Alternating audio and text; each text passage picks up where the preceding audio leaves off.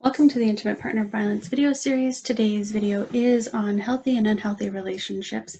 Check out the resources that go along with this topic on our website and work through them at your own pace. If at any time you are overwhelmed or feel triggered by the information, please give yourself time to step away and do some coping or self-care.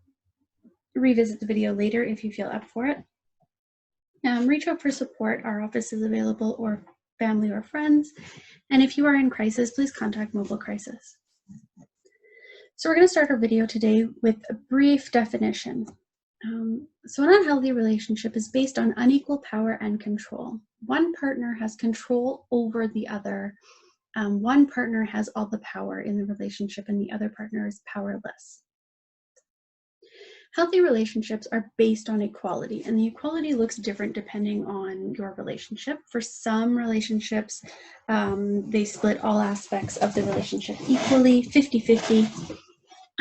In other relationships, it's one partner is responsible for some aspects and the other partner is responsible for other aspects. But both people can have a say and have some input into what that looks like. The main thing here is that it's equal and fair, and both partners feel that it is equal and fair. So we're going to explore this a little deeper by going through the power and control wheel and the equality wheel. And while we go through them and each of the aspects in each, think about some examples in your own relationships where maybe it's a bit unhealthy, or there's some power imbalances, or maybe it is healthy. If you have some unhealthy relationships, you can start to think of ways that you can move them towards the healthier side, or maybe they are relationships you need to step away from because they're just not getting any healthier, or they're becoming toxic or abusive. So we'll start by looking at the power and control wheel. Unhealthy relationships can escalate to abuse and can involve physical or sexual violence, as we see on the outside of the wheel, but they don't have to.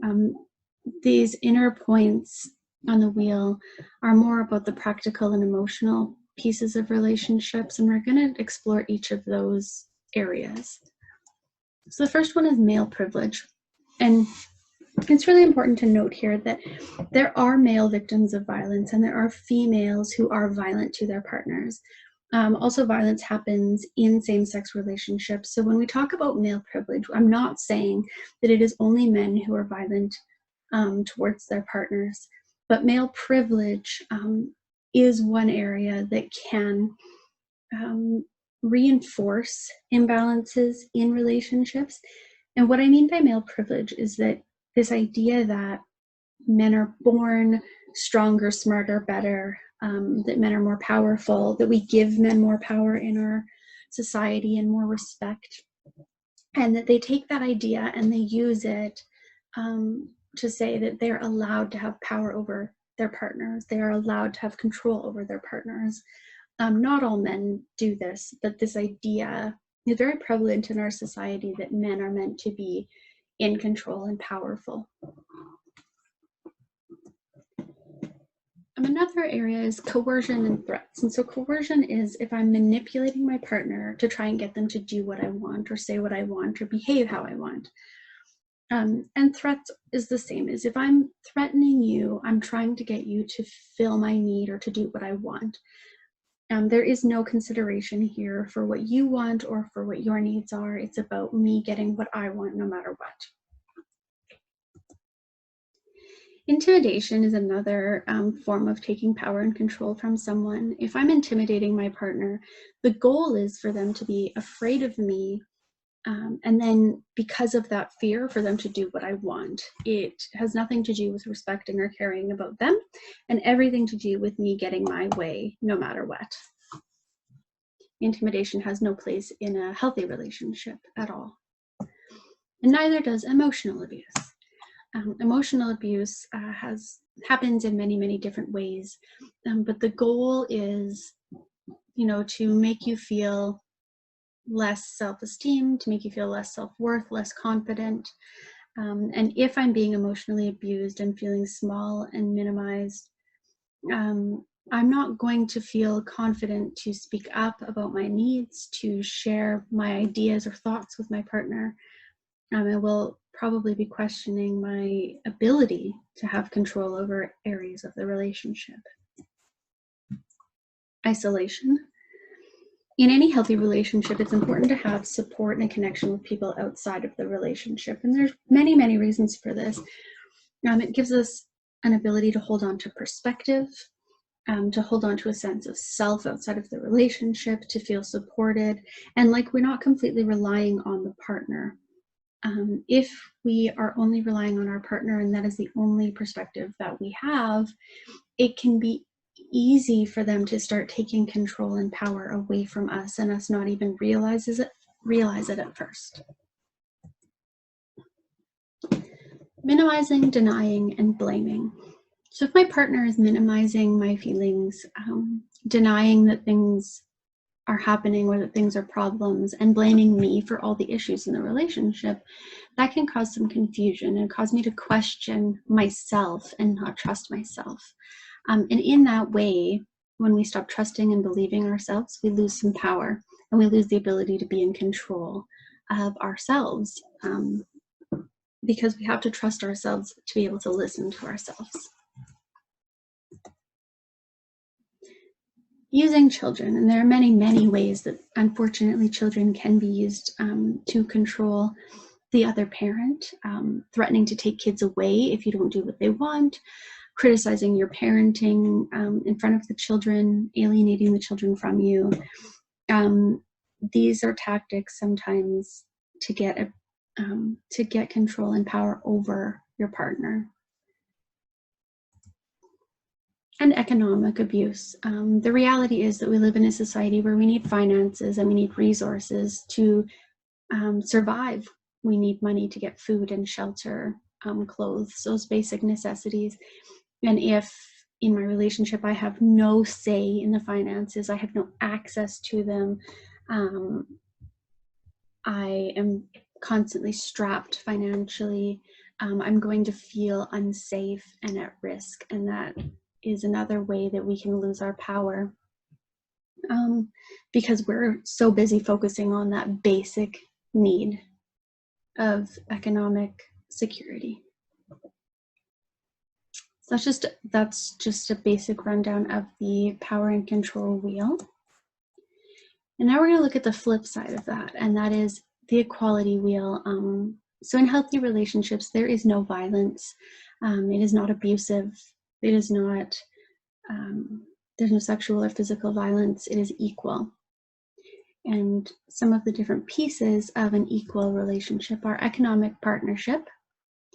So both people have a say in the economic pieces of the relationship, in finances, in resources, in where the money goes and what you do. One partner might be responsible for the budget because they're better with finances, but both people are able to know where they stand financially, have a say in what's happening in the relationship in terms of finances and resources, and you can discuss those things. It's based on negotiation and fairness. And so, you might not always agree on things. There might be areas that you need to discuss and negotiate and come to terms together. But this negotiation is fair in that you're compromising, but it's not always one person making the compromise. There is an equal give and take, and both people make compromises and concessions so that you can come together in a way that works for both of you, and you can work towards a healthy relationship together. You don't always feel like you're the one giving up all the time, but both of you are giving and taking. Non-threatening behavior, and like I said in the other wheel under intimidation and threats have no place in a healthy relationship. If I am unhappy with an aspect of the relationship, it's my responsibility to discuss that in a way that is not threatening to my partner. And I expect that my partner is not threatening to me, that we can just have that discussion and come to an understanding in a way that is fair and safe for everybody. Respect. And this is, I respect you, you respect me. Both of us are feeling respected. We listen, we understand each other, we treat each other kindly, and that this is also equal between the partners. It's not just I am respectful of you and you can disrespect me, but that we're both working actively to be respectful towards each other. Trust and support. And so not only is this about trusting each other and supporting each other in the relationship, but really helping each other to have support outside of the relationship, supporting your partner in trusting themselves and learning to trust yourself, and just being able to have that bigger support network outside of the relationship as well as the support in the relationship. Honesty and accountability are important as well, because we are human beings, and a healthy relationship doesn't mean that there's never any conflict and that we never disagree on anything. But what it means is that if there are things in the relationship that aren't necessarily working, or points of contention where maybe we are arguing or we don't agree, what we can do is we can sit down honestly and have conversations about it. We can be open about how we feel, and we can be accountable for what we need to change or adjust within the relationship. And we can count on our partner to also be honest and tell us how they feel and what they think, and to be accountable when they need to make changes or when they've made a mistake. And in that way, nobody is blamed, nobody is holding all the responsibility for everything that goes wrong, but we are working together to make changes that work for both of us. Responsible parenting. And so this is both parties working in the best interests of the child. And so parenting together, agreeing on discipline or compromising on discipline or values, ultimately just keeping the child in the role of child so that they can learn and grow, and not using them as a tool against the other parent. And shared responsibility. So in all areas of the relationship, both partners have a responsibility to make decisions, to communicate, to be their best selves, to be respectful and kind, and deal with the issues that might arise together. It doesn't all fall on one person. It is not all the fault of one person, and that you are equally working towards this healthy relationship dynamic. So that is a brief overview of the power and control wheel and the equality wheel. Hopefully you were able to think of some examples of healthy relationships in your life, and if you thought of examples in the power and control wheel, some ways that you can work towards healthier relationships in your life. If you want more support or information on this topic or any of the topics, you can contact our office at 306-244-0127. I hope that you found this video helpful, and take care of yourself until next time.